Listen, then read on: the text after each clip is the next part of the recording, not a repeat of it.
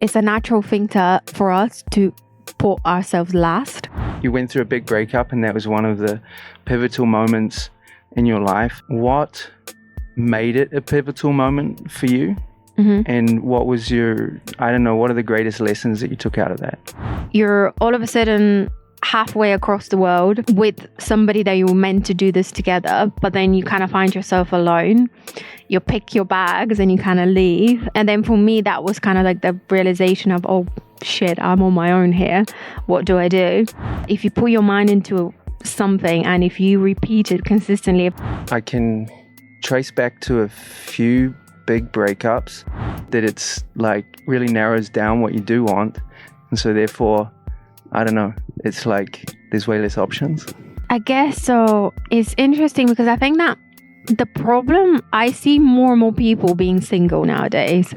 And I think that is really becoming more difficult to date. And I think the problem being is a lot of women are incredibly independent nowadays, sufficient, and then make their own money and all that, which is great. But when it comes to that level where they make their own money, they're independent, they could travel, they could go anywhere they want, they don't necessarily want a man anymore because they think, what is it that they can add that we can't already give to ourselves? But then the problem that men have is that they feel extra pressure. So he's driven, he's passionate about something, he's maybe got his own business, or he's doing something that he feels is important to him. Mm-hmm. And it's outside of you. Yes, I think that's healthy. That's the foundation of a healthy relationship right there. Traditional relationships have been based around fear. Oh, that's a very interesting topic. But what is your experience with relationships? I remember like her being very insecure about me, always thinking that I was doing something, then her actually cheating on me. I was just going to say that. Yeah. So it was totally a projection of... Why did you stay? We're very attracted to the hot and the cold. He fell in love madly with this girl and everything was great at the beginning. And then he saw all the good qualities, as you say. And then later down the line, it just went from horrible to awful to absolute disaster. There's an amount that you can do. And there's ways that you can navigate, because we all have some stuff. But you're also you're battling her battles. Everybody has, as you said, everybody has something, some trauma, some things that they're bringing to the table. But if somebody is brings a lot, at least if they are working on it, if you can see that they are actually aware of it, aware of it, know that it's a problem, and are willing to work on it. Yeah, I agree with you. I think that really can make all the difference because you can say, okay, you can set some boundaries where you're like, okay, I can help this much. I need this much space. Like we do this if this happens. You can kind of set some maybe limits and boundaries around it, and then you know that the person is... What do you think about polar opposites in a relationship? Let's say a girl that loves going out partying, being a social butterfly, and then somebody who loves to stay at home. There's a bomb. I'm good at setting boundaries and I'm very proud of that. What would be, I don't know, your best advice to them? Or what would be your best, what would you like to say to them maybe? Don't assume anything. Do a lot of men approach you? It's actually the first thing I wanted to ask. The way that we met was pretty cool. Yeah. I wanted to ask you, how often in your life have you met somebody on an exercise bike at the gym? Yeah, I love that. It was I love Bali for this. I just really, really like how everything's random and then all of a sudden you meet some really cool people and here we are. Yeah, I'm quite social in general, quite chatty. So easy to meet people, easy to talk to. Yeah. And I really like meeting like-minded people like you and just sitting down and kind of creating. Yeah. different, cool things. That's cool because, I mean, me personally, when I go to the gym, I'm usually like very focused and it's quite rare. Sometimes I do talk to people, but I don't know, like... You do, but do you find that as well? Like in Bali, you cannot stay in your zone for too long. When I go to the gym, I always find that even if I am a little moody or tired or just want to go and get it done, there's always somebody who's going to talk to you, who's going to make you smile, who's going to kind of bring you out of your shell a little bit. Do you find that? I feel like this might be the difference between a guy going to the gym and a girl, a pretty girl going to the gym. Thanks. So that's great. Anyway, that is beautiful about Bali. I mean, I think you can meet an amazing person anywhere, even on an exercise cycle at the gym. Yeah. We had a great conversation, and you told me a little bit about yourself. Yeah. You told me that you are, I don't know, is it moving into coaching women? Yeah. Yeah. Yeah. So a little bit about myself. So I'm an online coach. I specialize with weight loss predominantly. I work with women that have lost their confidence, come out of a relationship, wanting to regain their self-belief and self-confidence again, and also work with women that have there are stay-at-home moms, have had 1 or 2 kids, and again, kind of finally being able to put themselves first. So it's really nice to shift the priorities a little bit, to work with them to kind of create a space where we bring a routine, we bring healthy habits, and slowly but surely we see the difference long term and the whole transformation. Obviously, I come from a place where predominantly a big shift and a pivotal time in my life was a breakup in a relationship that I've had, where I just had basically probably the lowest point I've had. I come out of the relationship that was right before COVID actually, and basically I put on weight. I wasn't really sure who I am anymore because we spent a lot of time kind of together, which is never healthy, never a good idea. Maybe some like codependency in there. Yeah, absolutely. I think it's very important lesson learned as well. It's very important to be your own individual and your own person in a relationship, so that when that ends, if it does, you have a sense of identity and you don't link your identity to them. I think that's very important. But anyways, I kind of came out of that relationship and I just had a self kind of discovery journey. I went through a whole transformation and all started with fitness. That was kind of the foundation for me. The exercise bike. Yeah. And then basically from there, it was, a lot of things that kind of challenged me in a way, in terms of the fitness again, a lot of things that I didn't think I'm able to do. Yeah. It's been amazing to see what you can do when you start to believe in yourself and when you start to push yourself a little bit more. That's incredible. You said at some point, helping mums who are like, it's coming out of having children. Yes. Like when they start to get their time for themselves, because I can imagine. Yeah, when you have a kid, I've never had one, but sorry. Me neither. Okay, but I can imagine you would have, you during that time, you really give everything to your child. And so your self-care, it's very hard to keep up probably. Absolutely. Self-care and self-love. So things get a little bit left behind and so you catch them at that point and help them. And you said exercise was primary thing. Yeah, so I think with women, it's a natural thing for us to put ourselves last. We're very caring, we're very nurturing, and especially when you have a family and you build, the family and the kids and everything, is a very normal thing for us to just be there and provide and look after everyone else but ourselves. So this is where we shift everything through fitness, exercise, routine, healthy habits.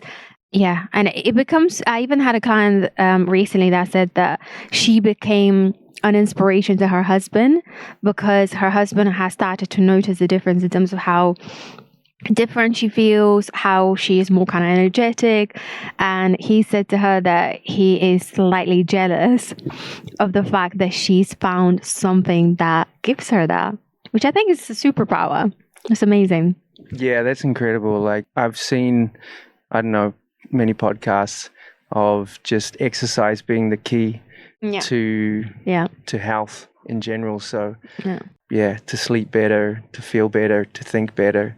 So I think it's a great place to start. Yeah, 100%. All starts with you and the foundation that you build and your habits, that are habits that you build as well. Yeah. Really good for sleep too. Yes. Yes. We've talked about sleep before, and I know you're struggling, but I am struggling. It may be the coffee. Might be coffee addicts out there. You would understand me. Can I ask if you're okay with sharing? You mentioned that you had you went through a big breakup, and that was one of the pivotal moments in your life. What made it a pivotal moment for you? And what was what are the greatest lessons that you took out of that?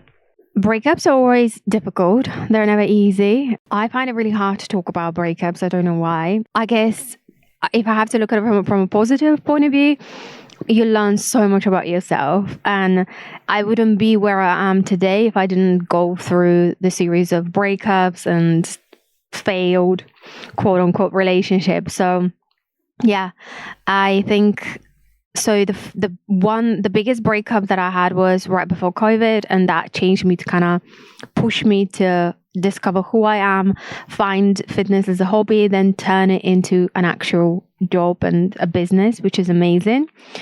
And then more recently, the other breakup that I had, which was with a boyfriend of mine, an ex-boyfriend of mine, we decided to travel together, to become digital nomads, to run our businesses from Asia. And that basically failed 2 months into our traveling plans.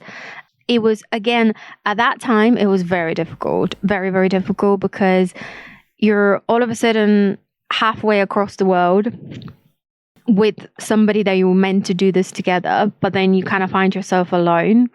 You pick your bags and you kind of leave. And then for me, that was kind of like the realization of, oh shit, I'm on my own here. What do I do? A lot of friends and family thought the best thing to do is to go back home and fly back. Friends and family always think that. Yeah, didn't even cross my mind. It didn't.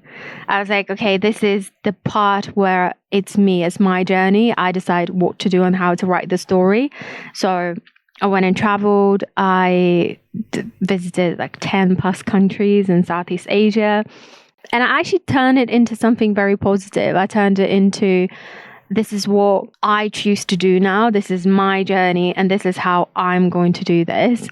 It taught me so much resilience, so much independence, which I guess to a point I was lacking, because I kind of decided to do it with somebody based on the fact that I thought that I can't do it alone. So I guess that was my hard lesson in you can. You always can do things. You could do anything you want to. And I'm learning this through this whole process. And fitness is teaching me that if you put your mind into something and if you repeat it consistently every single day, you are going to start to see the benefits and the results. And it's exactly the same with everything else that you do in your life. I'm a big believer in that. And yeah, relationships, obviously, for one reason or another, it's great if they last. But if they don't, you always learn something. Yeah, 100% agree. Like for me in the past, I can trace back to a few big breakups, and they've always been the beginning of, they've been like for sure the hardest periods of my life. So the times where I've crashed, the hardest.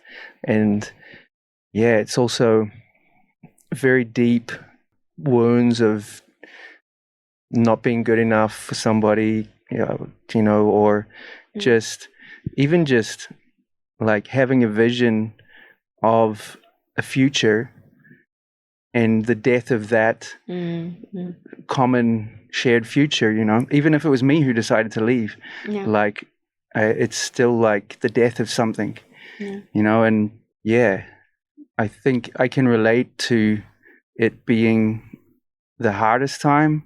And then also through that, an opportunity for really a new beginning. Yeah. I think we should look at it. Why is this happening to me? a lot of people would say, why is this happening to me? But I choose to look at it as like, what is it trying to teach me? And at that moment in time, as I said, the last breakup that I had was teaching me exactly this. You can be resilient. You can do this. You know, I think, and it's funny how it always happens is that you come out of a relationship, I don't know if you can relate to this, but you come out of a relationship and you think, this is what I don't want anymore. And I want to go into the next relationship focusing on everything that you kind of wish you wanted to change in the previous one, if that makes sense. Yeah, totally. Yeah, one of the greatest lessons is what you don't want. Do you ever think that this is a random thing, but like, go for it. at some point, people like self-development themselves out of most of the options, or like it's like you just find so many things that you don't want that it's like really narrows down what you do want, and so therefore, I don't know, it's like there's way less options. I guess so. It's interesting because I think that the problem, I see more and more people being single nowadays.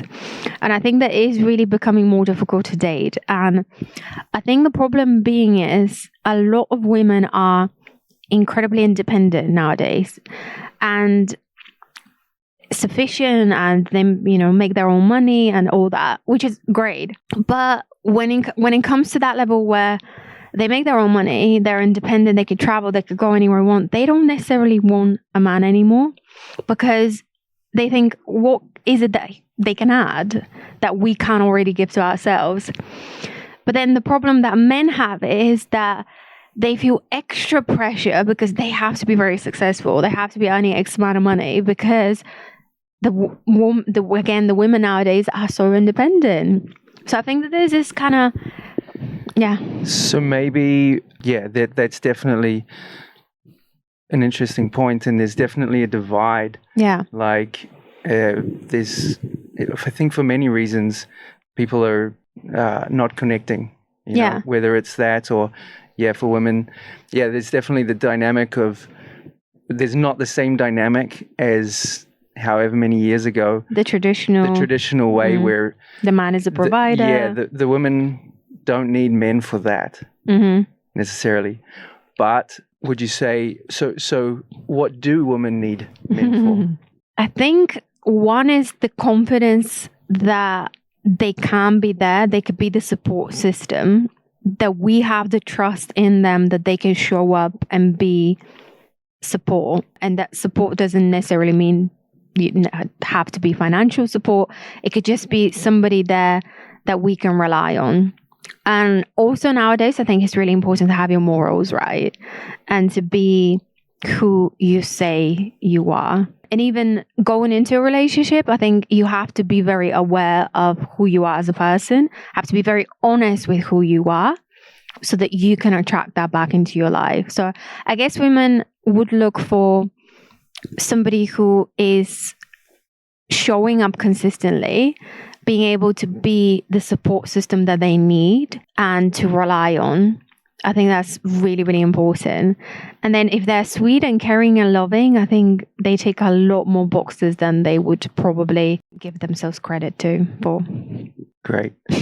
So, I hear like stability. Yeah. Like centeredness. Yeah. It's in a way, it's a certain kind of strength, because we all have our own like kinds of strength, but it's holding space, kind of, maybe, for some craziness. Yeah. Yeah. And I think that them having their own thing, I think is very attractive nowadays. If you do have a thing in your life that you're passionate about, that's not just the woman in your life. At least for me, this is a very attractive quality. So whether you have a business that you're working on, whether you have a passion project, something that it keeps you motivated and driven every single day, so that you show up and you show the discipline and like these qualities that are very, very attractive. At least for me personally, they're very attractive. If you are consistent, if you're driven, if you're showing up on a daily basis, amazing. So it's more like this is the way you are in your life for you, for the man, rather than for the woman, in a sense, because he's doing it because this is the way he is, not because he needs to provide for her. What do you mean? Sorry, say that again. So he's driven he's passionate about something. He's maybe got his own business, or he's doing something that he feels is important to him. And it's outside of you. Yes. I think that's healthy. That's the foundation of a healthy relationship right there, is two people coming in together that are not perfect by any means, but that are passionate about the relationship one, and then they're also passionate about something outside of the relationship, whether they're building a business, whether they are, passionate about what they do in their 9 to 5. I think it's very important also to have your own friend circle, to do things outside of the relationship. And a lot of women don't like that, which I don't understand, because that you need to have your own space within the relationship. You need to be able to express yourself with your friends without your girlfriend being there, listening to the conversations and etc. So, yeah, I think it's really important. Yeah, I think, talking about going back to codependency, and I know men don't want women necessarily to go out and do things and then women don't want men to, and I think it's becomes a vicious cycle. And I can see that, I don't know, so much of traditional relationships have been based around fear and and the lack of trust.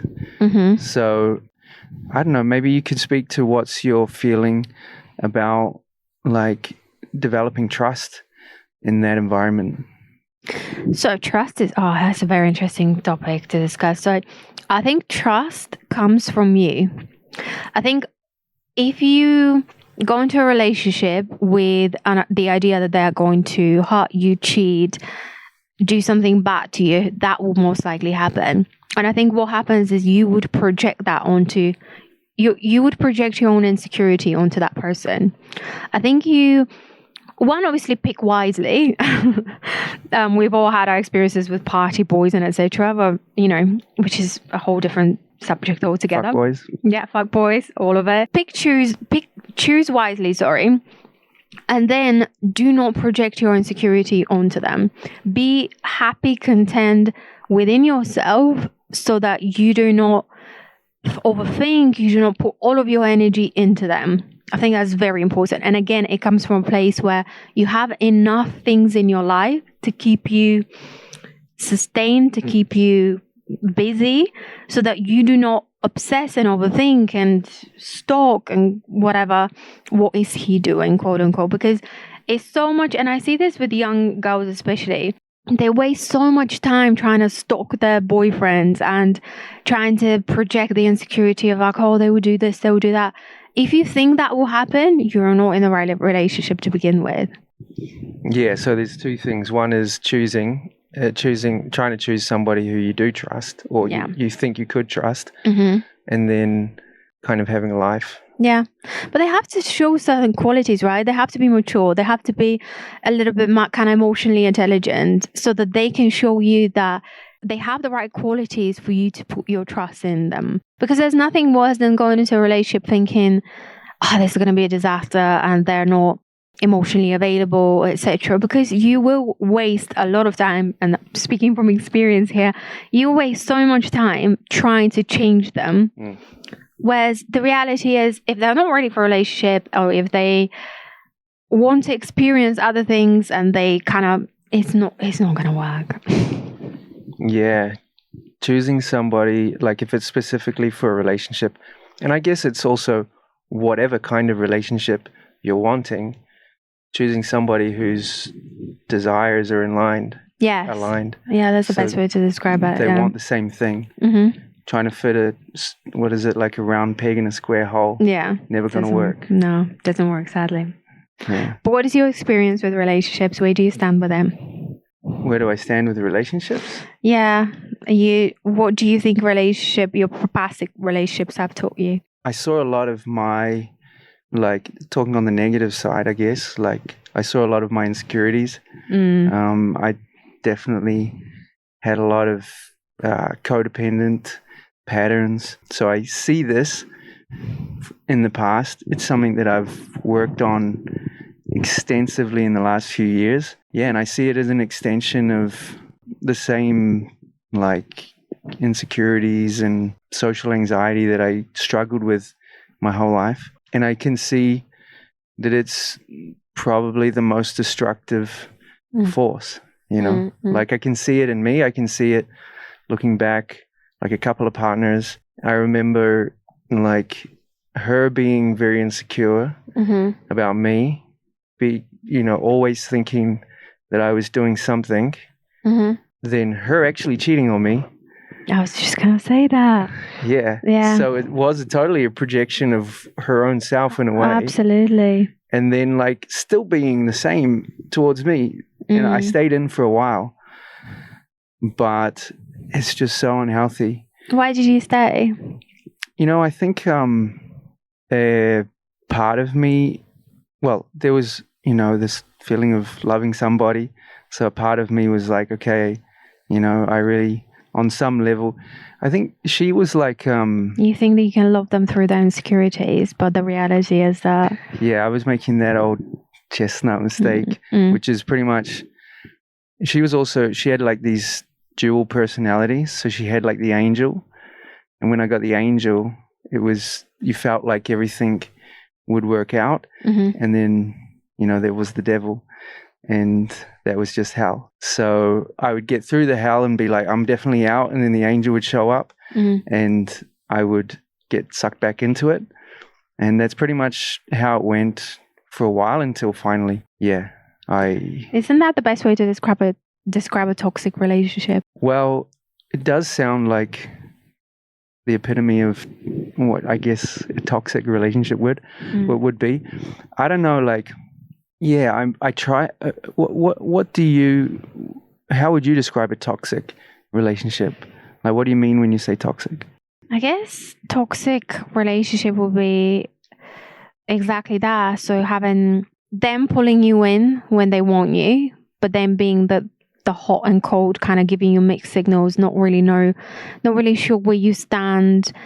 Being really nice one day, then the next day they're just totally different person, different personality. So that you feel really drawn into them when they're lovely and they're nice, but then you feel completely scared and just kind of like, whoa, what just happened on their bad days? Which I think is interesting for women, that we're very attracted to the hot and the cold. And I think as you get older, you kind of understand that the butterflies and that craziness is not what true, healthy love and relationship is or should be about.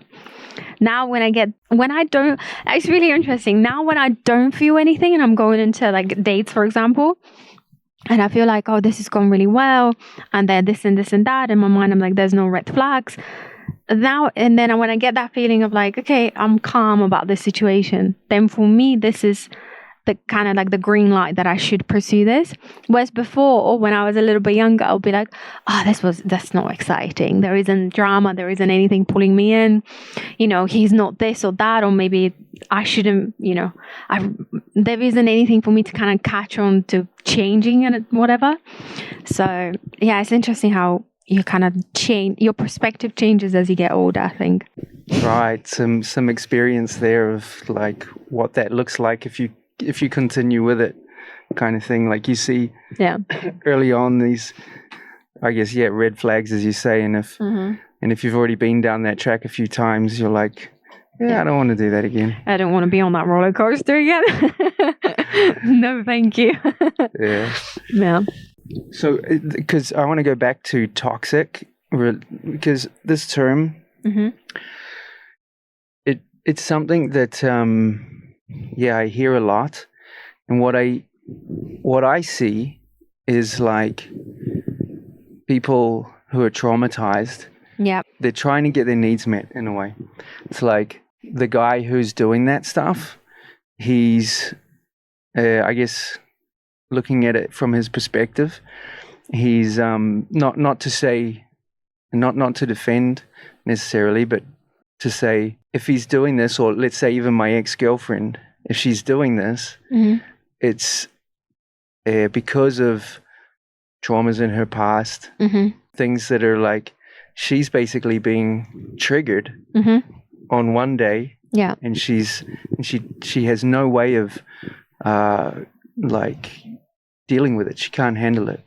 It's totally taking her over, and she's acting that way. And then on the other day, it's like that's gone, and it's more probably like the real her, I guess. This is the way I still think of it, like the calm person, the centered person, the good person, the one who cares. Like, I think these are like, I mean, it's just my way of looking at it, but I think they're innate human qualities. I think they're like the core of us. And I think the manipulative, because it's very manipulative, hot and cold is very manipulative, kind of narcissistic, reactive patterns. This is like, yeah, when people are taken over by their trauma. So I have, I guess, a lot of compassion for it. Not to say that you might not want to keep your distance, you know? It doesn't mean just because you understand something that you want to be near it. Yeah, it's interesting. An example comes to mind, and I'm not really sure if my friend will be okay sharing that. Obviously, I wouldn't change the name. Yeah, I wouldn't share the name. But he fell in love madly with this girl, and everything was great at the beginning. And then he saw all the good qualities, as you say. And then later down the line, it just went from horrible to awful to absolute disaster. And she would show complete different side to her, and he would tell me these stories, and I just wouldn't even believe that he was there and that was happening, because he seems like the sort of person, obviously when you fall in love, you love somebody through the bad, through the good, hopefully, but then to stay to the extent that he did with the bad qualities and the bad things that she showed him, I think there's only so much you can put someone through when it comes to your own insecurities, your own battles that you're fighting. And I think that's where, if you're not ready for a relationship, if you haven't done the work, I think it's really unfair to put somebody through that. Because now, bless him, I mean, how many years later, he still talks about her. And he still goes through, because there's so many question marks in his mind where he just cannot understand what the hell happened there. She was clearly so bipolar in so many ways, and clearly like a very beautiful girl, like lovely, but also that other side of her that you said, the devil side of her. And yeah, I think it's 2 years, over 2 years now, maybe even longer. He still talks about her very in like a lot of pain and kind of, and he said that the best thing that he did was just leave, block, delete, stop any communication, because it was very painful. And at the same time, he said, like, I can't save her. There's nothing I can do. There's something in her that is, it's just, I don't know, disastrous, I guess. Yeah, that speaks very much to the experience that I had, and just like wanting to save the person, seeing the beauty, seeing the incredible potential, I guess, of that person, and wanting to be able to help them. Yeah, it's a tricky one. It's a very tricky one, because there's obviously times when there's an amount that you can do, and there's ways that you can navigate, you know, because we all have some stuff. But you're also like, you're battling her battles, and you're being brought down in the dirt, or whatever expression we should. But you're also being dragged into this. Yeah. And it's unfair on you in a way, isn't it?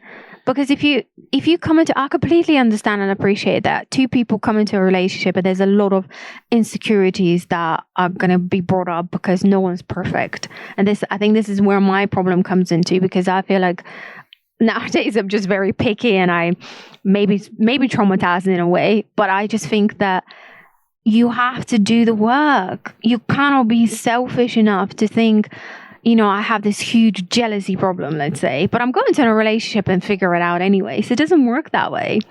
You have to have the tools. You have to have something that you've done for yourself to kind of, that you've worked on yourself. So you come into this relationship prepared almost. You have tools that you can use and to help you navigate your way so that you can be better, and that you don't bring the other person down through your own insecurities. Yeah, and I think maybe just knowing another like point of view is like, if you are in a relationship which everybody has, as you said, everybody has something, some trauma, some things that they're bringing to the table. But if somebody is brings a lot, at least if they are working on it, if you can see that they are actually aware of it, aware of it, know that it's a problem, and are willing to work on it. Yeah, I agree with you. I think that really can make all the difference, because you can say, okay, you can set some boundaries where you're like, okay, I can help this much. I need this much space. Like, we do this if this happens. You can kind of set some maybe limits and boundaries around it, and then you know that the person is actually working and making progress. Yeah, I can see that as being a way through. Yeah, I agree. Doesn't that come from you knowing yourself very well, though? So, like, I imagine in my mind, when you go into a healthy relationship, you talk about who you are, what you like, what you dislike, and see kind of whether you match or not. So then when you go into that and you have that conversation about what are your triggers and etc., isn't that a really good healthy place where you kind of know yourself very well, so that you could be like, look, for me, a trigger, for example, would be if you're going out every night drinking. I don't know how to manage this and cope with it. But then there's also the compatibility side of it, isn't it? What do you think about polar opposites in a relationship? Let's say a girl that loves going out partying, being a social butterfly, and then somebody who loves to stay at home. There's a bomb. I'm definitely not a relationship expert. So I can just say really what I feel, which is I wouldn't want that.